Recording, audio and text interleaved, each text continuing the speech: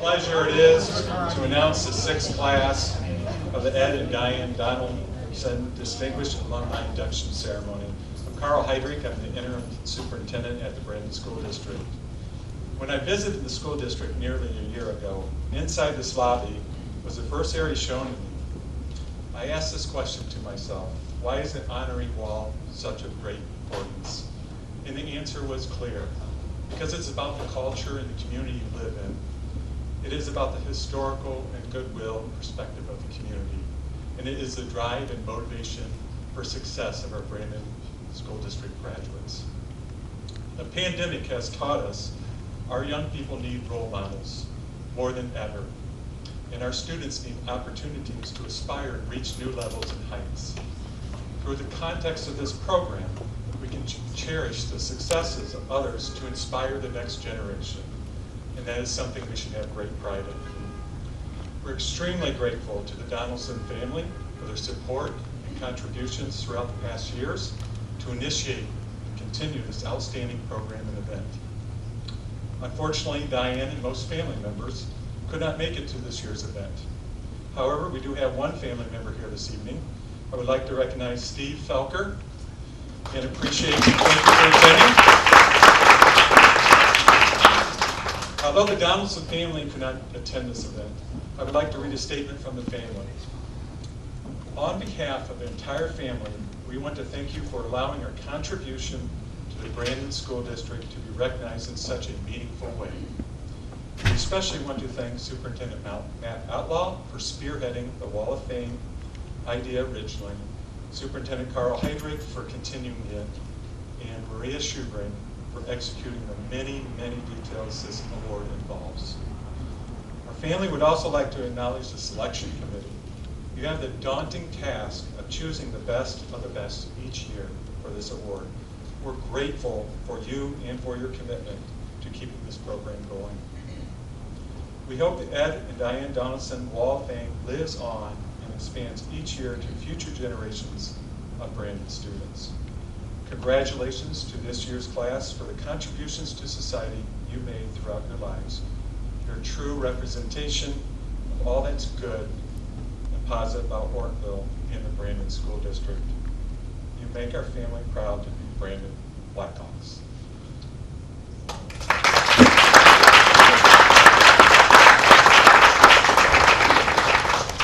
Before we begin the induction of our new honorees, I would like to introduce and recognize many individuals.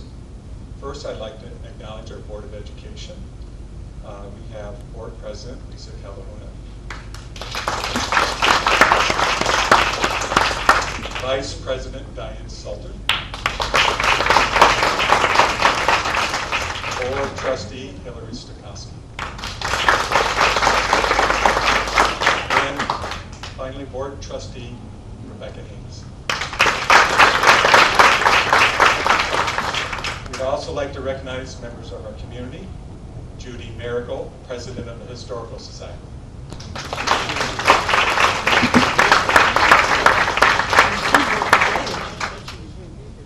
Bob MacArthur, former Fire Chief, Chairman of BGYA.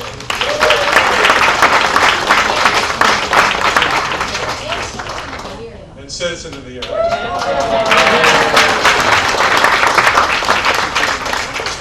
Dennis Hoffman, VFW Post Commander.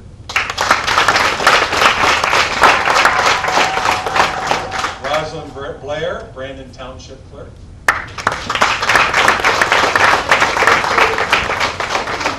And Lisa Lamont, Brandon Deputy Clerk. Several other thank yous for setting this event up. Tanya over at Paramount Graphics, our Technology Director, Thomas Jenszewski, Jeff Maliki back there with Video Services and OTV, and photographer Tom Tolik, and Monica Ginzlak, Food Service staff, and Heidi with Denver Custodial Services. Thank you for setting up this event.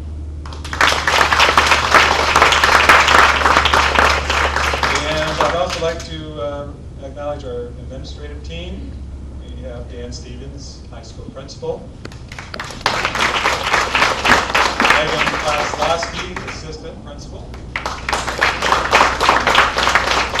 Ryan Javan, Director of Special Education Preschool. And Jan Meeks, CFO. Finally, we'd like to mention our past honorary members. We'll start off with Ron Conigliario, class of 1980. He is here today. Ron was awarded Distinguished Achievement in Technology and Photography. Dr. Gwen Hamilton Wyatt, class of 1965. She's here.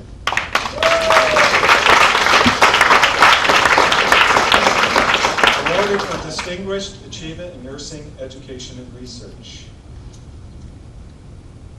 Jamie Mcdermott, class of 1979, was awarded for Distinguished Achievement in Business. Tim Purdy, class of 1989, was awarded for Distinguished Achievement in Civil Services. Clark and Lori Cook, class of 1979, are here.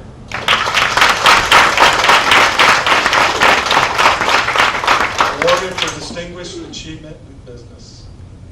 Leo Flood, class of 1943, awarded for Distinguished Service to our nation. Dr. Cynthia Mcdermott, class of 1976, awarded for Distinguished Achievement in Research and Academia. Stand up.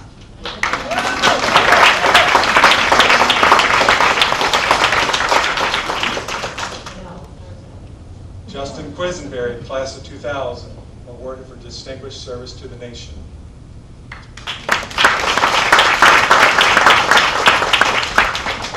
Ron Sutton recently passed away last December, class of 1948, awarded for Distinguished Civil Service.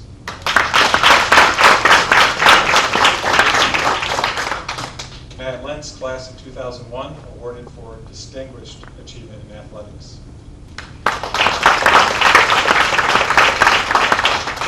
And here tonight is Joe Slaughter, class of 1965. Where's Joe? There he is, all right. Awarded for Distinguished Achievement in Business. Now's the time to enjoy the evening. We have some great stories as we introduce our 6th class of honorees. We'll begin with our first honoree. John Maxwell is with us through Zoom. And our first guest speaker, now named John Maxwell, class of 1987. It's an honor to introduce Lynn Shank. I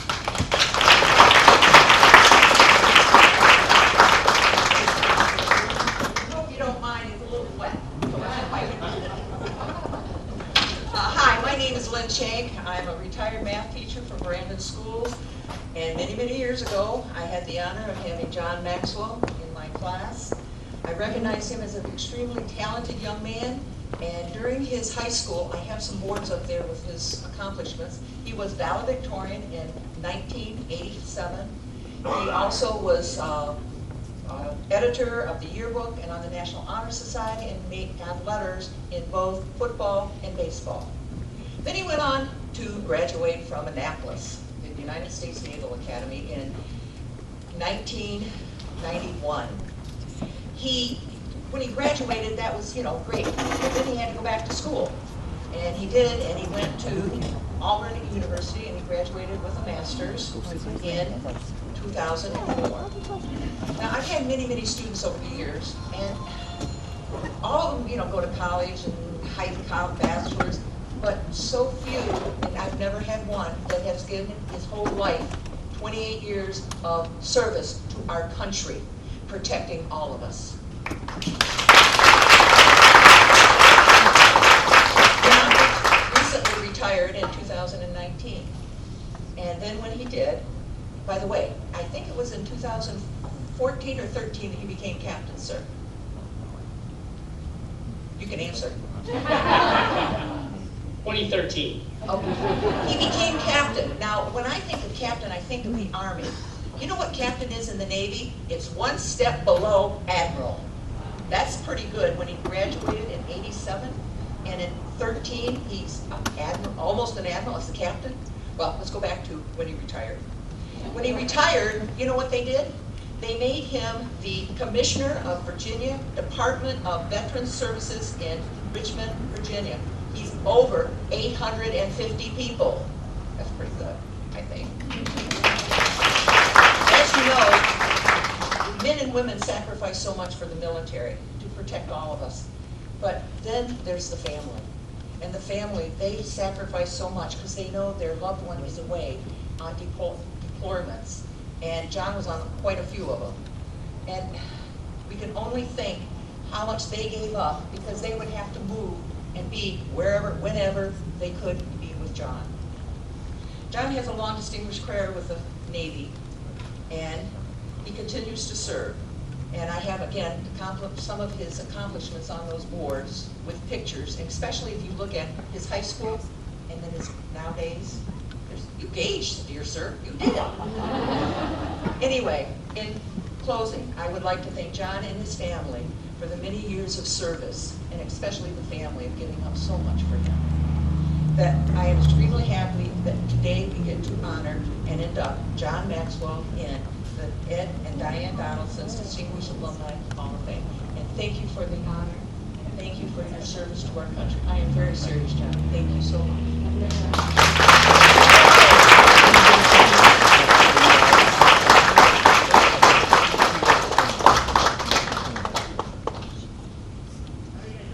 Well, thank you very much, and I'd be remiss if I didn't begin by thanking Dr. Heidrick and Maria Schubring for arranging all of this, and of course, Ms. Shank, thank you so much for nominating me and for putting all this together. It's been a pleasure.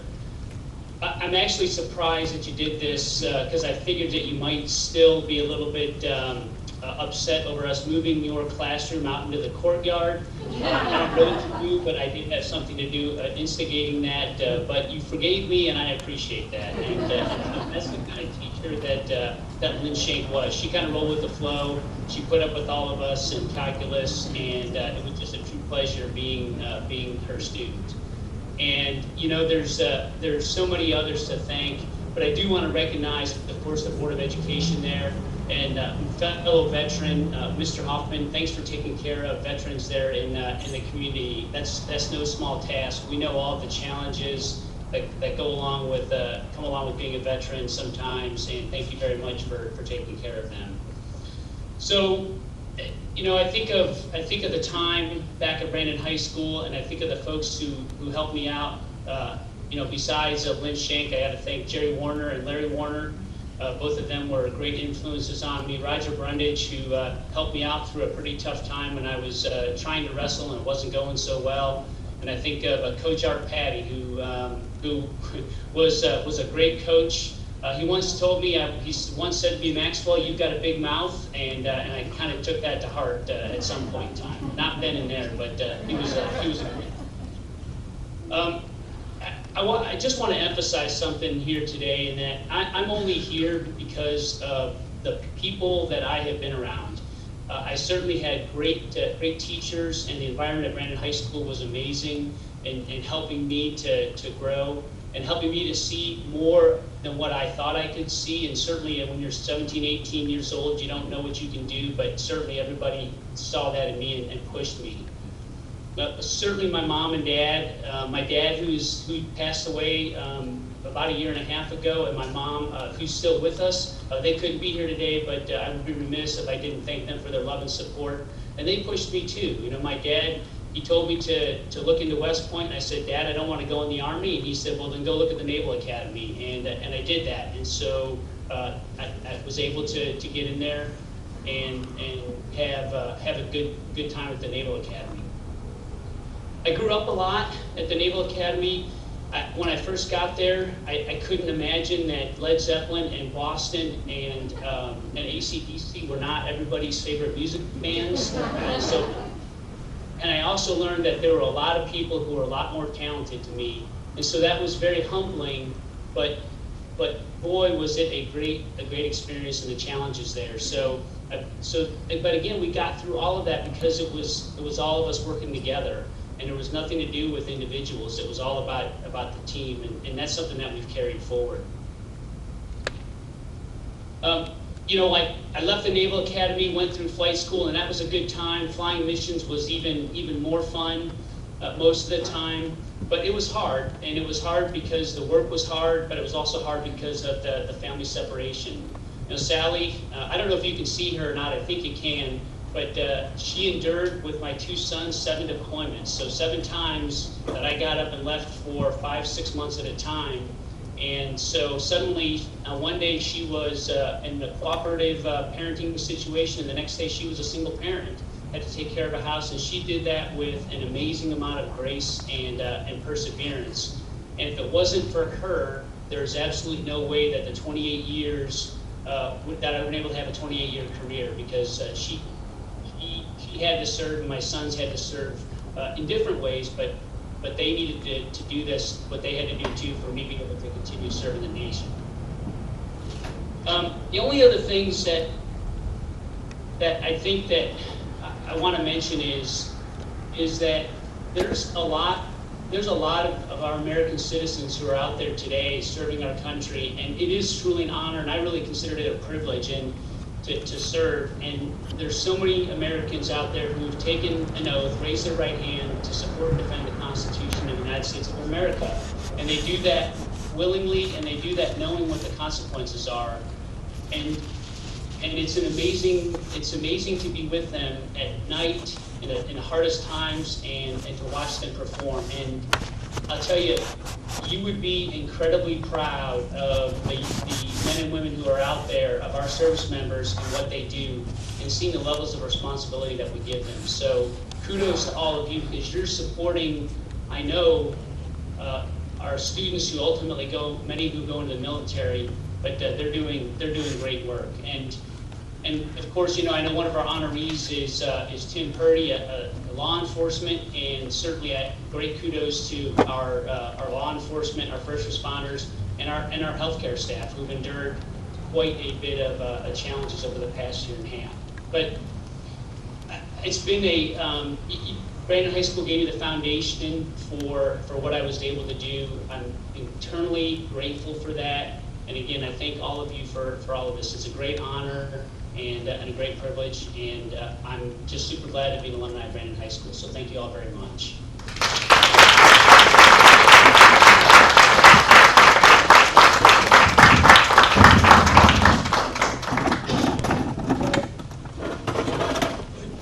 Justin Quisenberry walked in. There you are, okay. Sorry, that was Our next guest speaker nominated Fran Hotchkiss, class of 1979. It's a privilege to introduce to you Robin Laughlin.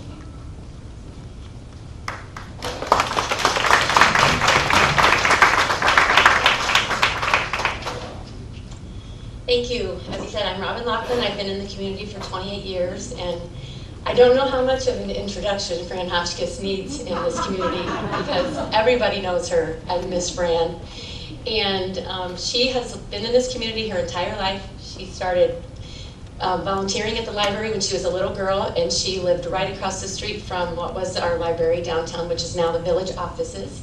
And she used to walk over there and volunteer, and she's worked at the Brandon Library now for over 46 years. She started working part-time there when she was 14.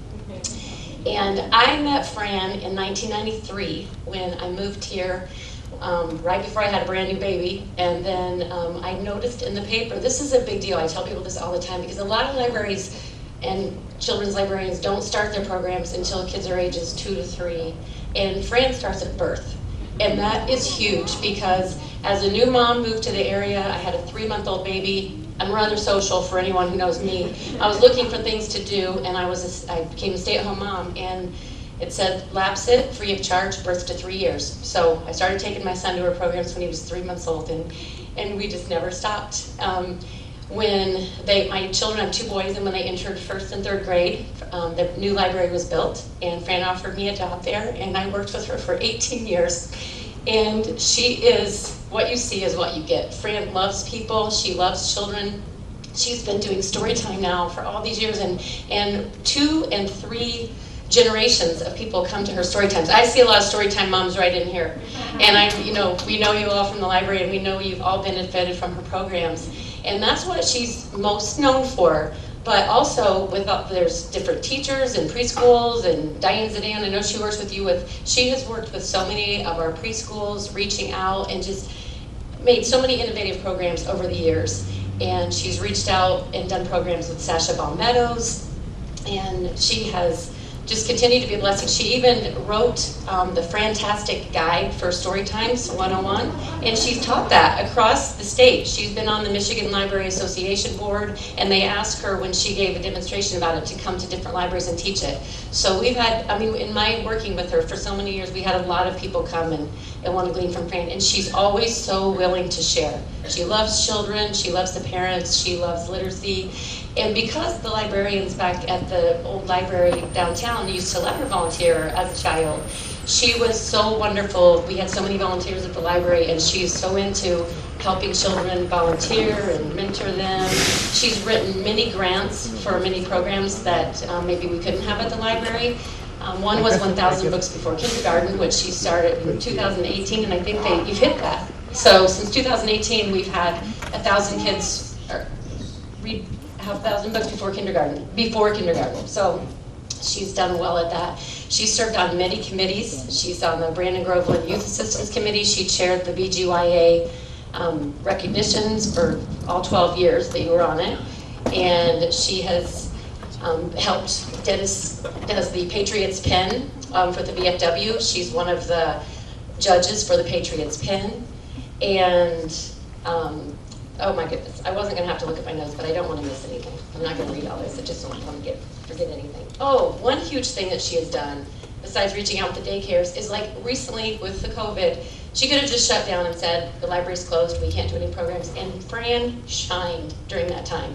If any of you watch Facebook, she is always posting her story times. They've been shared across the country. More people have even been reached. She has Zoomed with so many classes, and everybody knows Miss Fran, and that was one friendly face that kids still got to see when everything was shut down, so that was absolutely huge.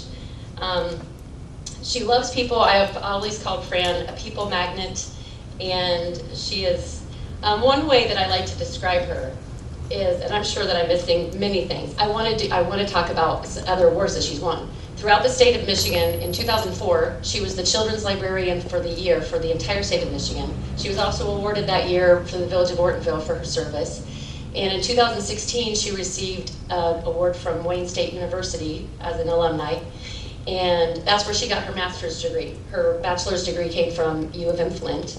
And then in 2021, she received the Rural Librarian Award for the state of Michigan. So I'm so excited that she's winning this award because I think she's very deserving. And before I introduce her, every year I watch It's a Wonderful Life. Probably a lot of you are familiar with that. And the movie is about George Bailey, who's made such an impact in Bedford Falls. And in his case, he wants to leave the city. Fran doesn't want to. But he gets a chance to see what the town would be like if he had never been born. And when I watch that and I think about what this town would be like if we didn't have Miss Fran, I can't imagine, and I'm glad we don't have to, because she's made an impact on so many lives, and we appreciate her so much. And with that, I would like to introduce Miss Fran.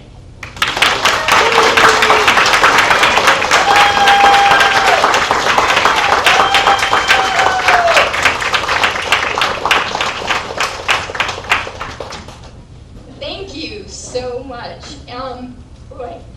I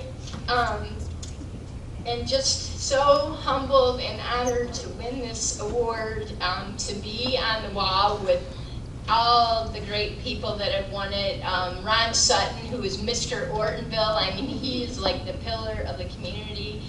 And anyway, I'm so grateful. And I feel like the most blessed person in the world. I was only 5, and I would walk to the library every day and probably bug Mrs. Grobestein, but she was so kind and good to me. She let me put 10 picture books away a day and dust the shelves. And anyway, and then when I was 11, I had the Dewey Decimal System memorized, and Mrs. Pike, she said, "Franny, I'll pay you $1 an hour out of petty cash. Would you like to work at the library?" And I'm like, yes! And so it was, I have always been blessed. I love the Brandon schools. All of my teachers from kindergarten to my senior year just mentored me, encouraged me to be my best.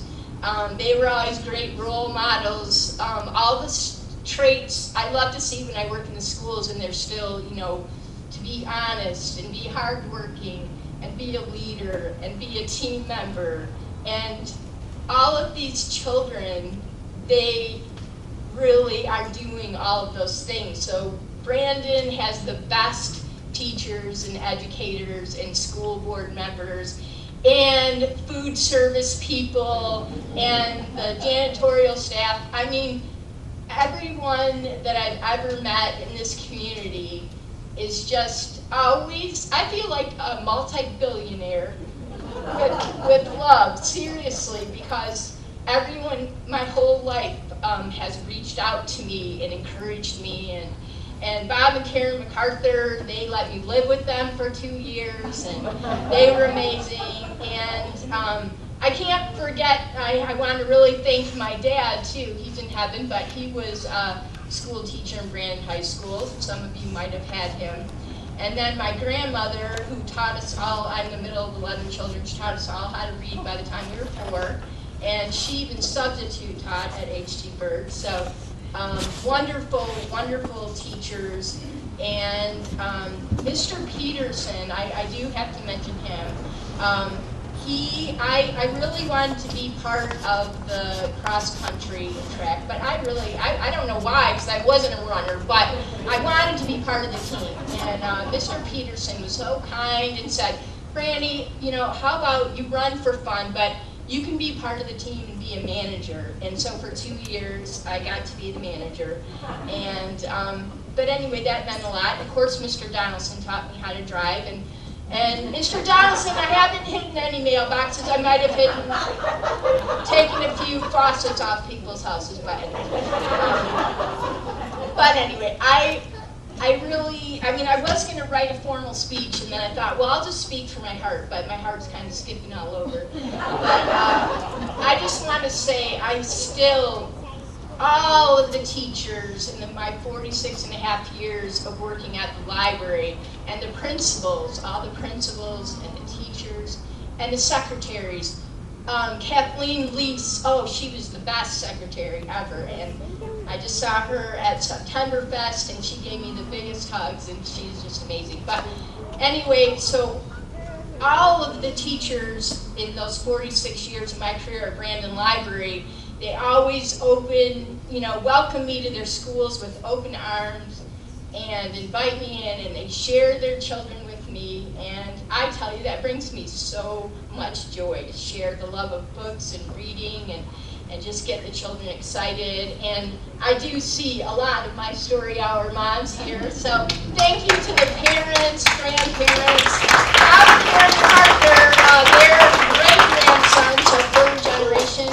I think I have about at least 12 that I know of, 12 third-generation Storytime students that come to my programs. So I am just so blessed beyond belief, and I just love where I am, and I just wouldn't change a thing. Mr. Skog and Mr. Peterson were so kind. I had won a full ride 4-year scholarship to Central Michigan University, and I wanted to be a teacher. But I had other things, other life commitments, and so I couldn't accept that. Sometimes I think, wow, I wonder what my life, what I would have done. But you know what? God knew exactly where I was supposed to be, and I am so thankful to everyone in this community, and I can't imagine being anywhere else, and I just love it. And thank you to all my family and friends for coming tonight, for all your support, and to the whole community. And I just love you all.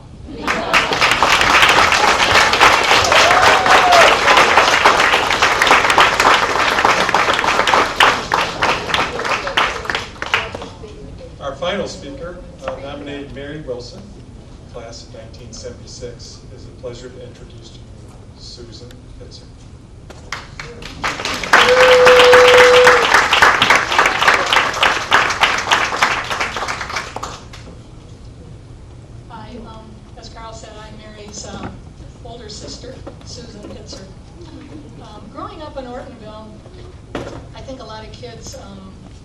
to be, they pick their older siblings as role models. In my case, as time moved on, my sister became a role model of mine. When I was at Brandon High School, there were no girls' sports. And we did play powder puff football and basketball. Our class was winners too. But our mom played girls' sports when it was Ortonville High School, graduating in 1942. Between 1942 and 1970, for whatever reason, girls' sports kind of ceased to exist as far as the competitive teams. Shortly after I graduated, Brandon High School became a member of the Girls Athletic Association. And so Mary, she was able to participate in Brandon High School basketball and softball. She was a very good player, and I was able to keep some stats, thanks to Lynn Shank let me keep some stats once in a while, live vicariously through Mary. And along the way, Mary was named All-County, and their team became district champs. Mary sets and meets high standards for herself and others, especially in the area of quality education. In Mary's case, her labor of love spans nearly 4 decades of teaching and leading Extension Master Gardeners in their mission to educate others and to share her passion with them. On Mary's watch as both educator and coordinator, 10,000 plus Master Gardeners have taken classes from her, and they've become points of contact for her. MSU's Master Gardener program is a 1-year program, and Mary has achieved a bachelor's, a master's, and her career in horticulture. Through her guidance and leadership, these Extension Master Gardeners have learned how to be proper stewards of the land.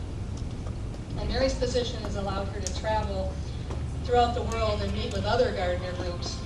And they were able to share their common feeling of joy and serenity and in the recognition of beauty and gardening tasks. I am proud and honored to represent our family here tonight. Our dad and mom, Don and Frances Wills, would be especially proud of Mary and this honor bestowed on her. So I have great respect and admiration for who Mary is and all she has accomplished. I introduce to you now my favorite sister, Mary Wilson.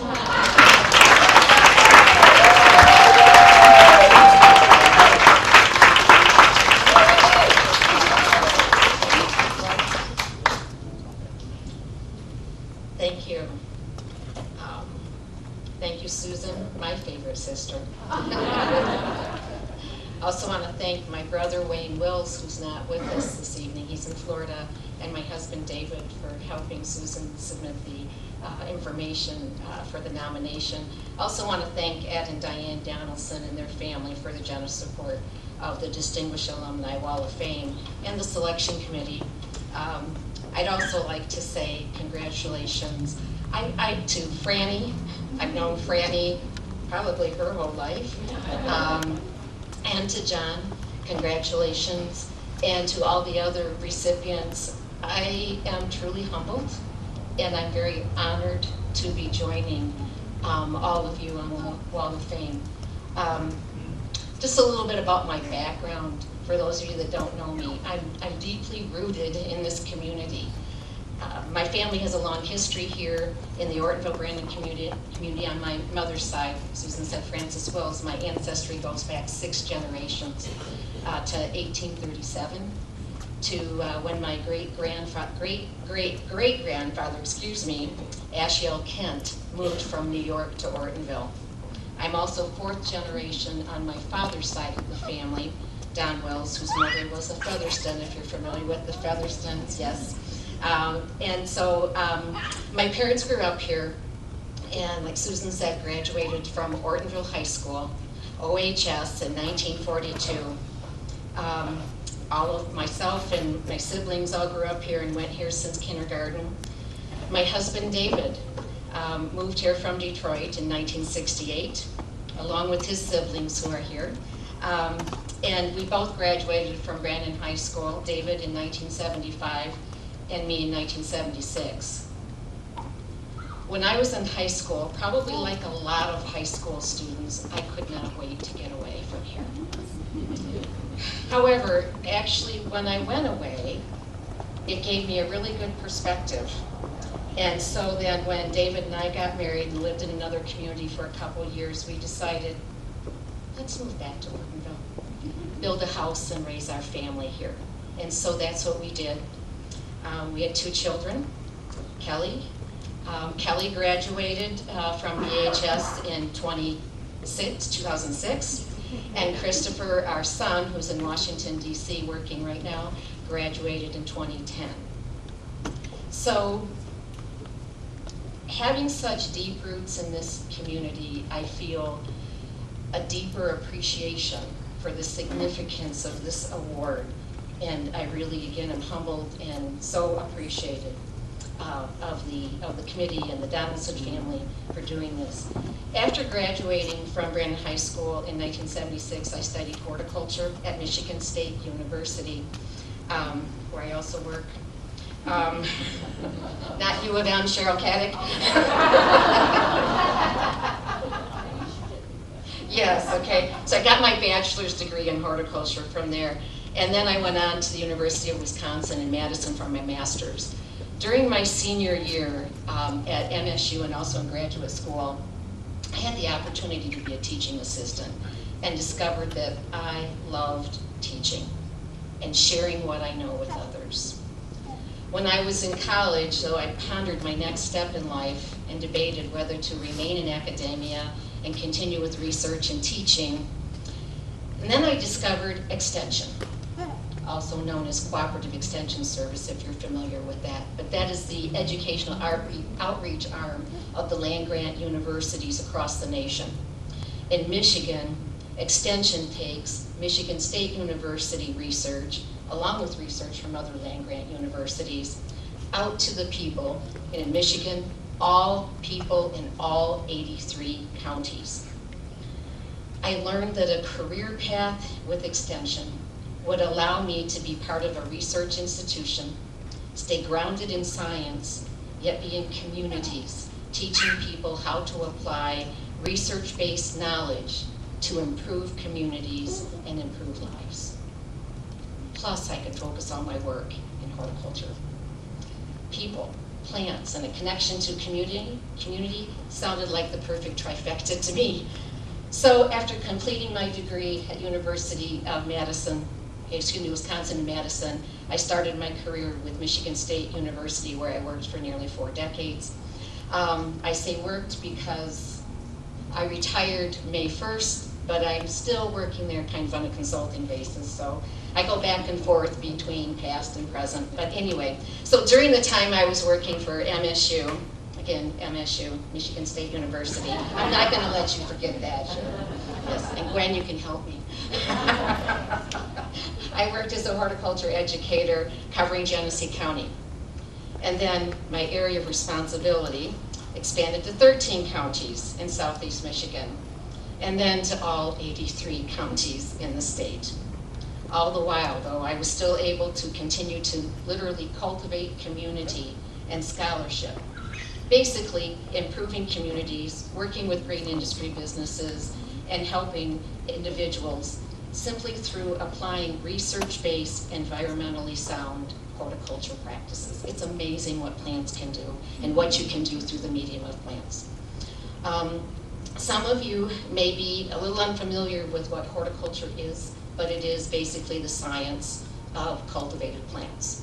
So that includes trees and shrubs or woody ornamental plants, flowers, herbaceous plants, indoor plants, fruits, vegetables. I think you get the picture.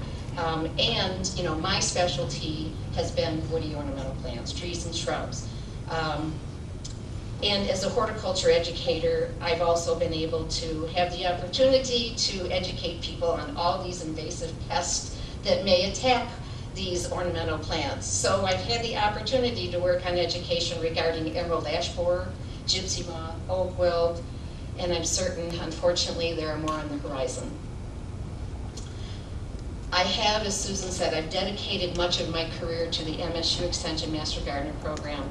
In fact, it's safe to say that if you are a former or a current Extension Master Gardener in the state of Michigan today, and there are collectively over 30,000 of them, I've had the opportunity to teach you.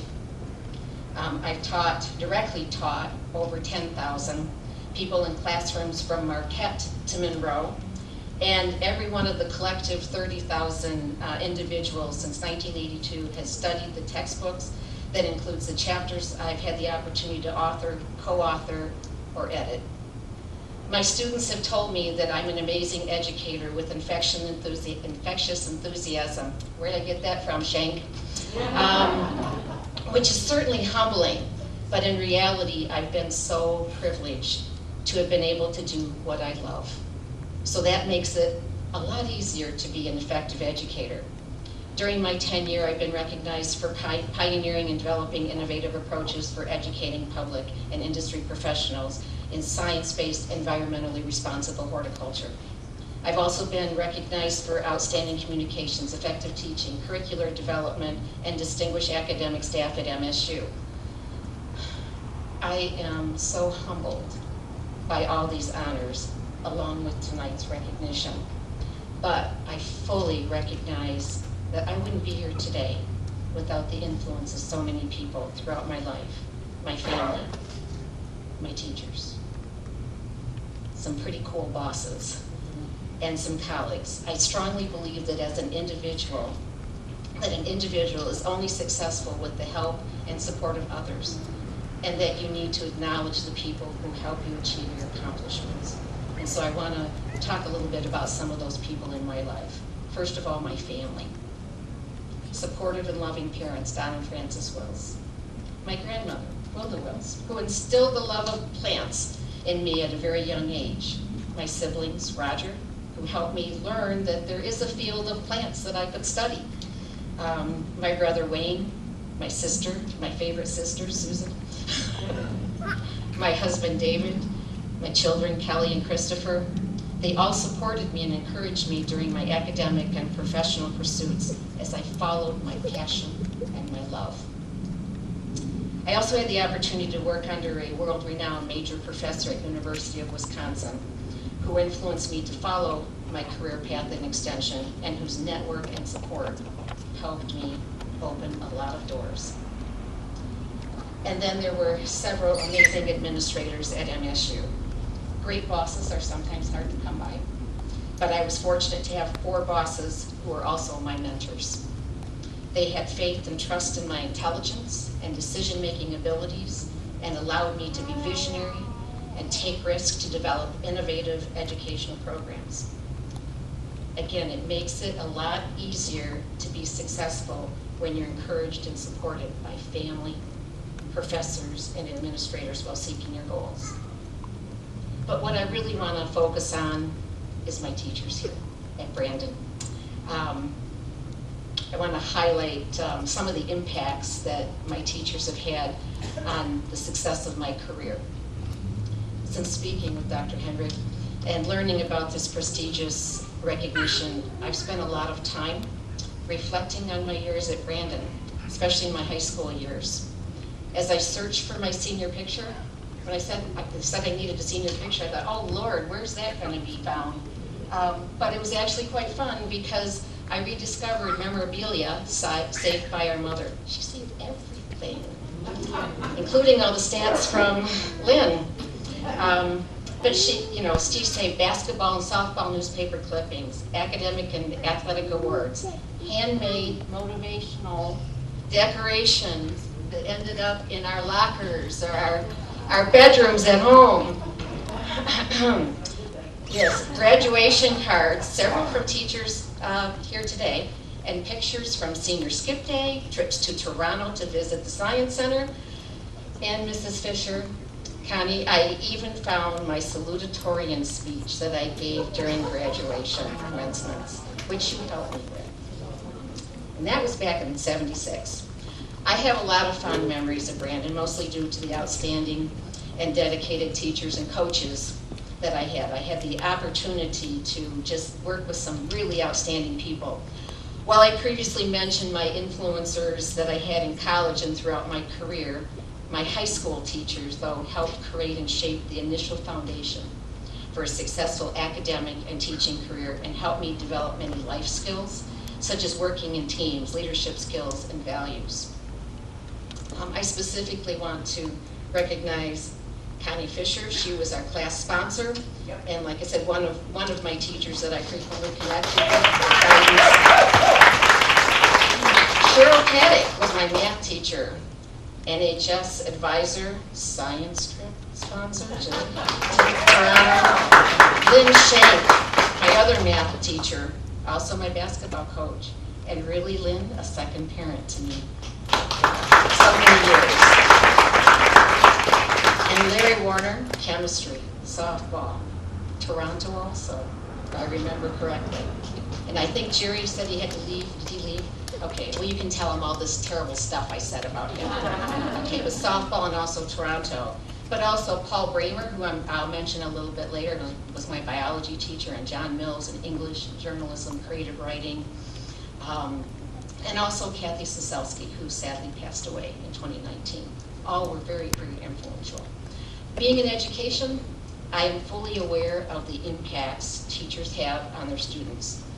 While immersing our brains in a lot of technical content, they have tremendous influence on shaping students' beliefs, values, and life skills.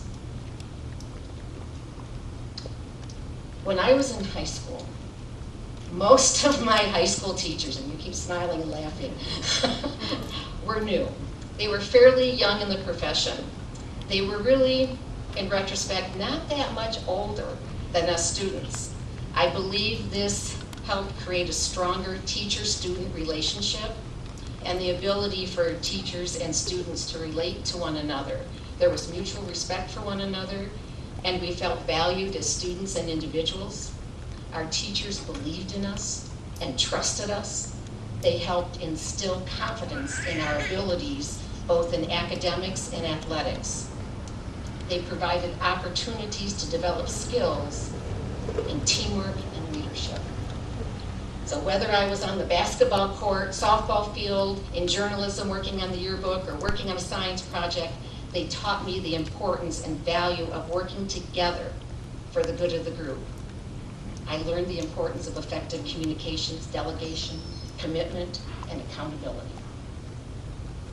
And through serving as the yearbook co-editor, newspaper editor, captain on the basketball team and softball teams, and doing an independent study project, I learned the importance of goal setting, active listening, respect, and the importance of making decisions.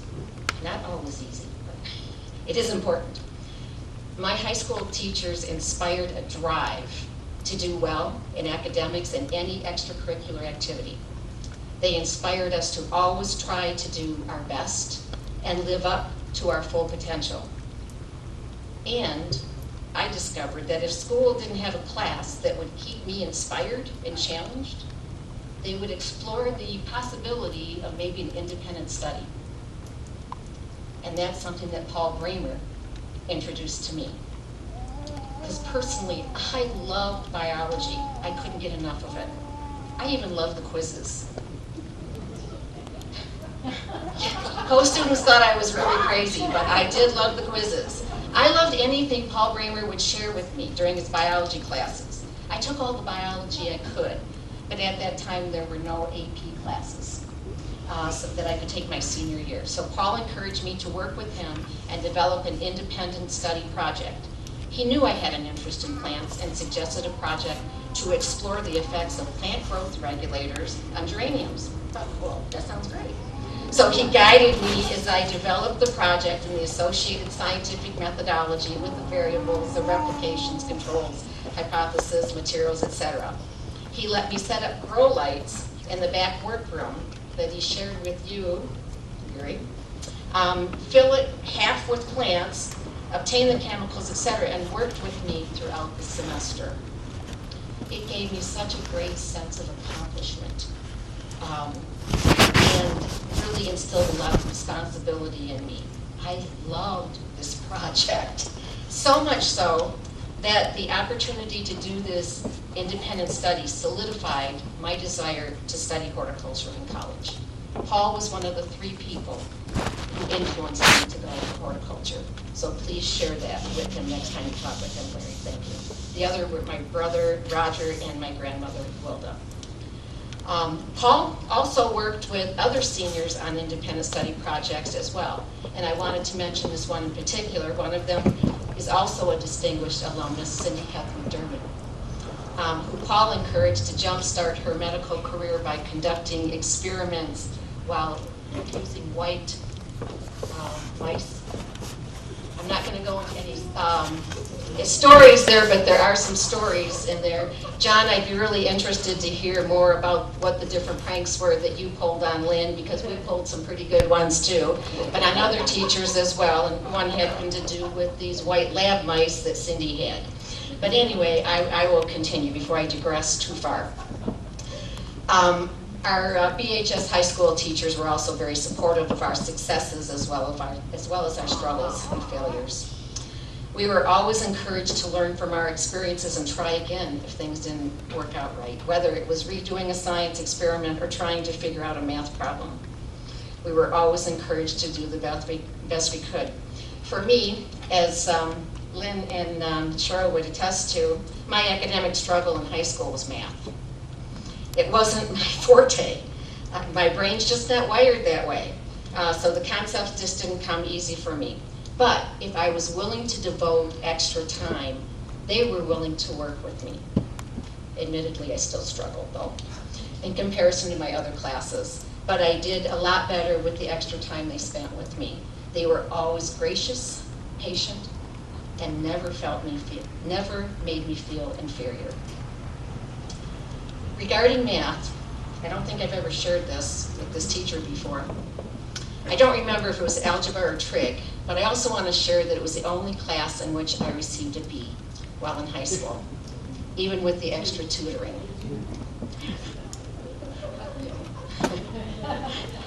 However, I was doing my best, but a B was what I deserved. It was a kick in the pants to get a B, but I highly respected my teacher, Cheryl Heidrick, for her honesty and integrity in giving me what I deserved. It kept me humble and made me work harder, not only during the rest of high school, but also in college. And then I also want to highlight another important value and characteristic of my high school teachers. And that was that they possessed the value and they understood the importance of having fun. We experienced that learning can and should be fun. Whether it was in an academic or athletic setting, fun created a stronger desire for students to want to learn and continue to learn. Examples. Our chemistry and physics teachers understood that students don't learn everything about those topics in a classroom.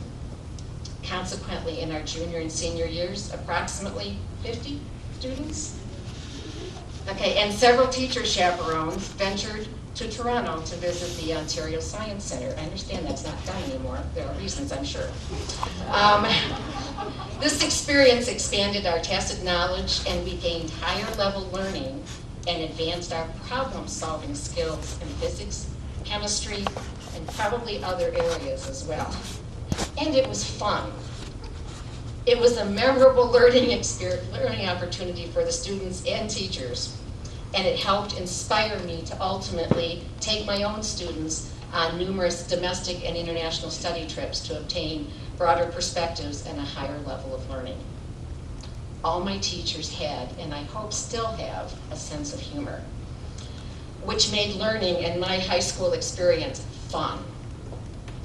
But having fun became one of my tenets in teaching based on my high school experiences, and it made me a more successful and effective educator. Each one of these teachers had a passion for education, and they demonstrated caring and commitment to their students. They were an inspiration to my continued academic pursuits and provided insight to successful teaching styles. They modeled what I thought were qualities of exceptional educators. They were my role models. And the values they demonstrated in high school influenced my success in college and ultimately my career. It has been my passion and joy to be in education, and I've been blessed to help people while doing what I love. It truly has been fun. So in closing, I want to circle back to a specific piece of memorabilia that I came across while looking for my senior picture, and that was the commencement address I gave in 1976, 45 years ago. And no, I'm not going to repeat that. But again, I want to thank Connie for her input. But it was the presentation was based on this quote: "To accomplish great things, we must not only act, but also dream. Not only plan, but also believe." My Brandon teachers provided the foundation that I needed to accomplish great things and be successful, to have those dreams and aspirations, and to take the action to nurture my dreams and aspirations, and to develop a plan and believe in myself.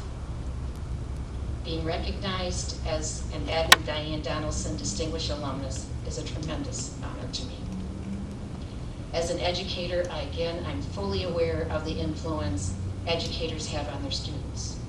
To me, this award reflects my Brandon High School teachers' influence and their dedication to being the best they could be. I share this honor with them. Thank you.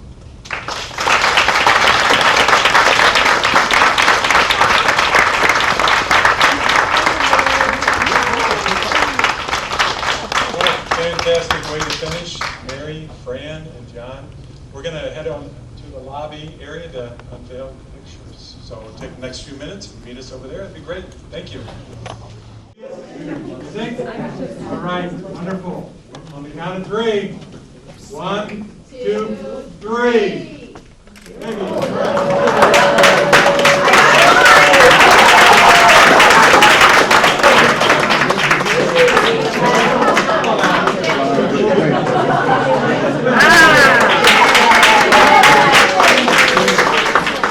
And we'll get some pictures afterwards with everyone.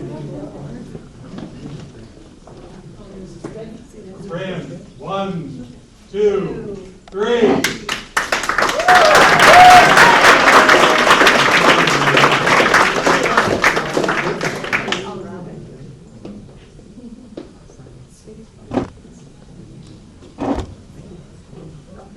And for Mary. Ready? 1, 2, 3.